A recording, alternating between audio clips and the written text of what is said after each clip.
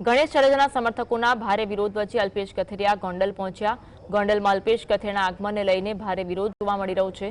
પ્રદર્શનકારીઓએ ધાર્મિક માલવ્યાની ગાડીનો કાચ ફોડ્યો।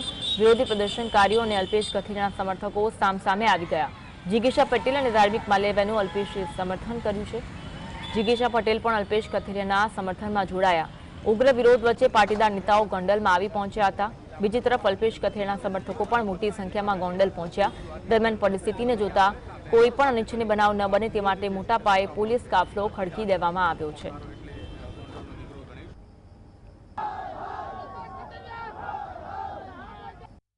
લોકશાહીમાં વિરોધ થવો જોઈએ, પણ જે રીતે હિંસકગીરી થઈ રહી છે, રેલીને રોકવાનું, લોકોને મારવાનું, ગાડીઓ પર હુમલો કરવાનો, તો જે ખરેખર ગોંડલ મિર્ઝાપુર હતું યાદ સાબિત થઈ રહ્યું છે। ખાસ તમારી ગાડી ઉપર બેફામ રીતે જે છે ઢીકાપાટા મારવામાં આવ્યા તમને મારે કેમ કે એની અહીંયા કામ જ કરે છે, અહીંયા કામ જ ગુંડાગર્દીનું કરે છે।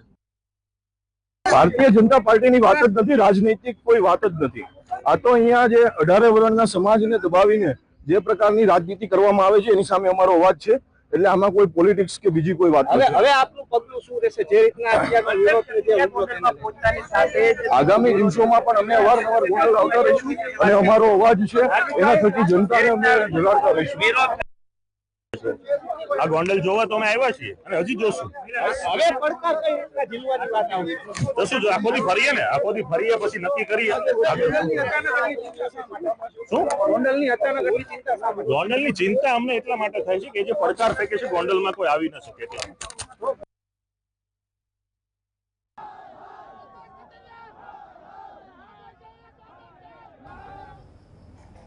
ગોંડલમાં જે રીતે વિરોધ જોવા મળી રહ્યો છે,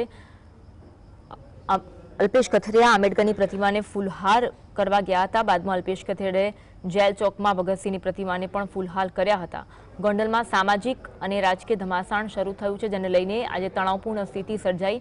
પાટીદાર આગેવાન અલ્પેશ કથિરિયા અને જિગીશા પટેલની મુલાકાતને લઈને શહેરમાં ચુસ્ત પોલીસ બંદોબસ્ત ગોઠવવામાં આવ્યો। આ મુલાકાત સુલતાનપુરથી જનાક્રોશ સભામાં ગણેશ જાડેજાએ આપેલા પડકારને પગલે યોજાઈ રહી છે।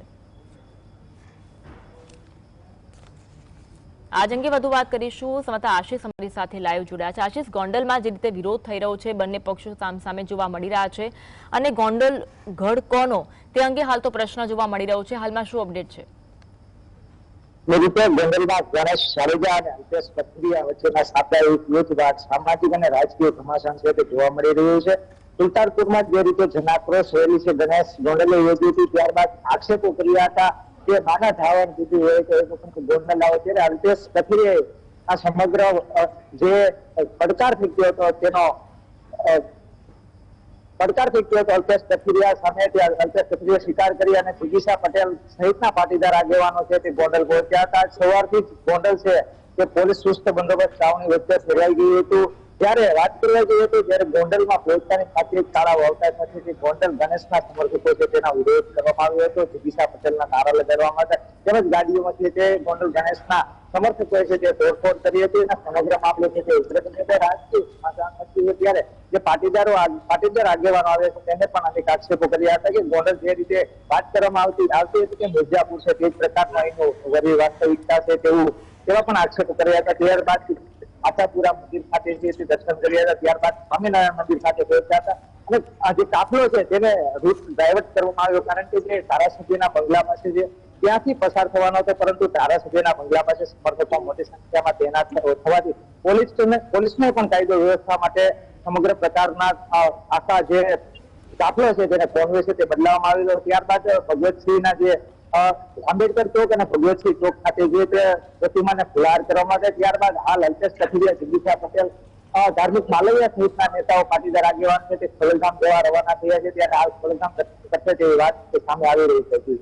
આશિષ, બંને પક્ષના જે આગેવાનો છે જે સામસામે વિરોધ કરી રહ્યા છે, કાચ તોડી રહ્યા છે, કાળા વાવટા બતાવી રહ્યા છે, બંને પક્ષના આગેવાનોનું શું કહેવું છે?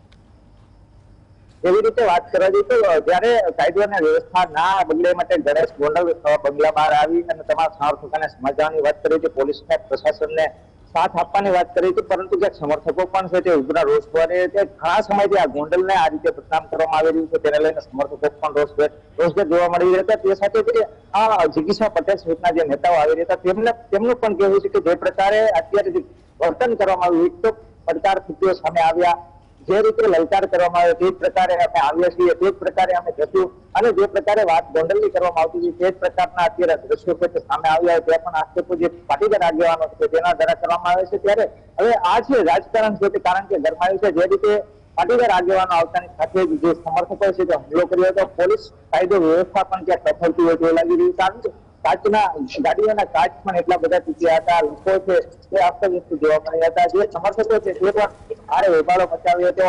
ત્યારબાદ ધારાસભ્યનો બંગલો છે ત્યાં પણ સમર્થકોએ હોબાળો મચાવ્યો હતો. ગાડીના ચાપલાઓનો ફોર્મેનો આખો રૂટ બદલાવવામાં આવ્યો અને ક્યાંક ને ક્યાંક કાયદો વ્યવસ્થાના પણ સવાલો સામે ગોંડલમાં અત્યારે હાલ ઉઠી રહ્યા છે. આશિષ, ચૂંટણી નથી છતાં પણ અત્યારે ગૃહયુદ્ધ જેવી પરિસ્થિતિ ગોંડલમાં જોવા મળી રહી છે અને રાજકીય ડ્રામા જોવા મળી રહ્યો છે. શું અલ્પેશ કથિરિયા આગામી સમયમાં ચૂંટણીમાં ઝંપલાવે તેવી ચર્ચાઓ જોવા મળી રહી છે? એ રીતે વાત કરવામાં આવતી હતી કે પાટીદાર આગેવાનો પાટીદાર પર ગોંડલમાં છે તે અનેક પ્રકારના છે તે આક્ષેપો કરવાના હતા કે પાટીદાર પર છે તે ગોંડલમાં છે તે પાટીદાર લોકોની ઉપસ્થિતિ નથી, કારણ કે પાટીદાર સમાજનું કઈ વર્ચસ્વ નથી તેવા પણ આક્ષેપો અનેક કરવામાં આવ્યા. જાટ સમુદાય દ્વારા પણ અગાઉ છે તે જગીશા પટેલ દ્વારા છે તે ડાયરેક્ટ ધારાસભ્ય ગોંડલ ગણેશ ધારાસભ્યના જયરાજસિંહ પર પૂર્વ ધારાસભ્ય જયરાજસિંહ પર આક્ષેપ લાગી ગયા હતા. ત્યારબાદ હવે આ જયારે વાત કરવા જઈએ તો પાટીદાર સમાજના જે આગેવાનો છે તે અહીંયા પ્રવૃત્તાની સાથે જે હુમલો થયો છે, હવે આગામી સમયમાં રણનીતિ જોવાની રહી છે. અહીંથી જે 2027ની ધારાસભ્ય છે તેમાં શું નવા દ્રશ્યો જોવા મળે તે તો આગામી સમય જ નક્કી કરશે. જી, કયા કયા વિસ્તારમાં પોલીસ બંદોબસ્ત ગોઠવવામાં આવ્યો છે? હાલ કેવી પરિસ્થિતિ છે પોલીસ બંદોબસ્તને લઈને?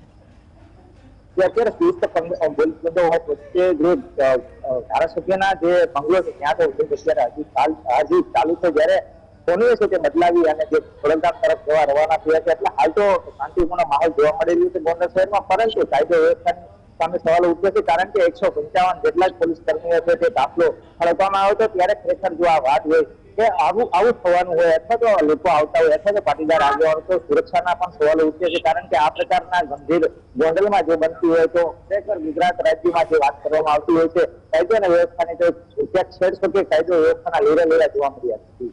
બિલકુલ. અલ્પેશ કથિરિયાના આખો દિવસનો પ્રોગ્રામ આજે શું છે તે અંગે કોઈ અપડેટ મળી રહી છે? અત્યારે હાલ અલ્પેશ કથિરિયા સહિતના નેતાઓ છે તે ખોડલધામ પહોંચ્યા છે. ત્યારબાદ જે સમગ્ર ત્યાંથી જે પ્રોગ્રામો છે તે નક્કી થશે. ત્યારબાદ જે ગોંડલમાં જે રીતે સભા યોજવાની હતી સભા મોકૂફ રહી. ત્યારબાદ સીધા જ ખોડલધામ જવા રવાના છે. ખોડલધામ પોઈન્ટ માટે મિટિંગો થાય છે, કારણ કે હાલ રાજ્યના મુખ્યમંત્રી પણ પાટીદાર હોય અને પાટીદાર સમાજના આગેવાનો પર આવી રીતે આ પ્રકારના હુમલાઓ થતા હોય ત્યારે સવાલો પણ ઉઠી રહ્યા છે કે રાજ્યમાં કયા પ્રકારની હાલ વ્યવસ્થા ચાલી રહી છે. તેના લઈને અનેક સવાલો છે કે હાલ જોવા મળી રહ્યા છે. જી, આભાર આશિષ જોડાવા માટે.